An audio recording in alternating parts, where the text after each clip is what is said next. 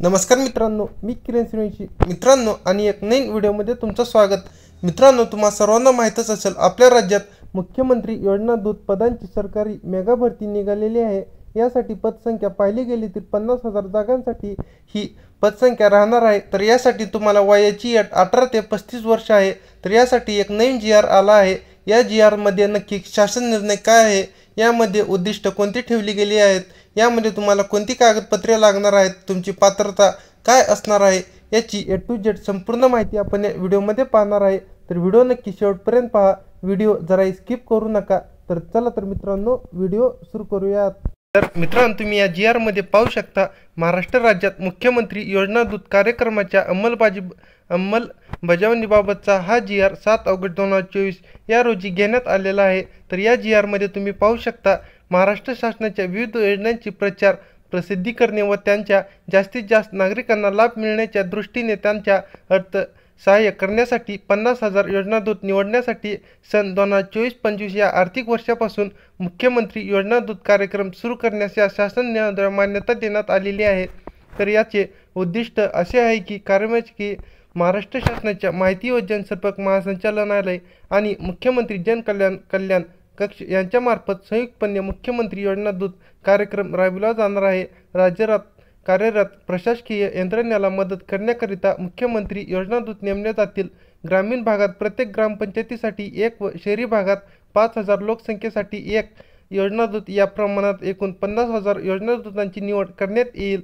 मुख्यमंत्री योजना दूतास प्रत्येकी 10,000 प्रति महिना एवढे ठोक मानधन देण्यात येईल। प्रवास खर्च सर्व भत्ते समावेशित।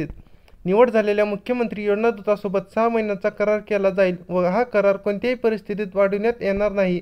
यामध्ये तुम्हाला पात्रतेचे निकषमध्ये वयोमर्यादा 18 ते 35 वयोगटातील उमेदवार यासाठी अर्ज करू शकता। यामध्ये शैक्षणिक अर्थामध्ये कोणत्याही शाखेचा किमान पदवीधर असणे गरजेचे आहे।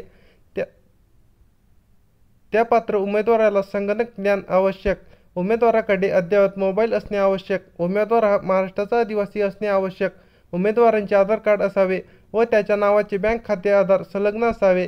निवडीसाठी उमेदवाराने सादर करायची कागदपत्रेमध्ये तुम्हाला विहित नमुन्यातील मुख्यमंत्री योजना दूत कार्यक्रमासाठी केलेला ऑनलाईन अर्ज, तुमचे आधार कार्ड जो तुमच्या मोबाईल नंबरला लिंक असणार आहे, पदवी उत्तीर्ण असल्याबाबतची पुराव्यादाखल कागदपत्रे, प्रमाणपत्रे इत्यादी, अधिवासाचा दाखला, वैयक्तिक बँक खात्याचा तपशील, पासपोर्ट साईज फोटो आणि हमीपत्र तुम्हाला ऑनलाईन अर्जासोबतच्या नमुन्यामधील द्यायचं आहे।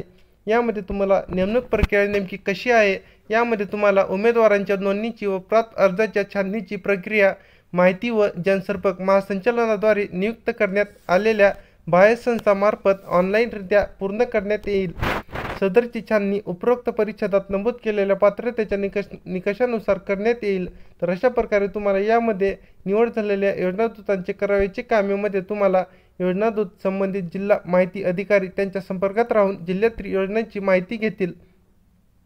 प्रशिक्षित योजना दूतांनी त्यांना नेमून दिलेल्या ठिकाणी समक्ष जाऊन त्यांच्या ठरवून दिलेले काम पार पाडणे त्यांच्यावर बंधनकारक राहील। योजना दूत राज्य शासनाच्या विविध योजनांचे प्रचार आणि प्रसिद्धी करताना ग्रामपातळीवर यंत्रणांशी समन्वय करून शासनाच्या योजनांची घरोघरी माहिती होईल यासाठी प्रयत्न करतील।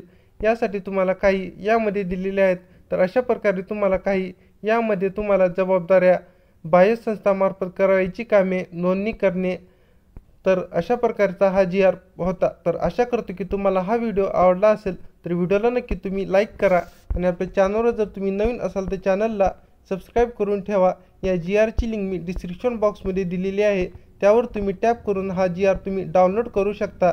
आणि हा व्हिडिओ तुम्हाला आवडला असेल तर तुमच्या मित्रांना नक्की शेअर करा। धन्यवाद। जय हिंद, जय महाराष्ट्र।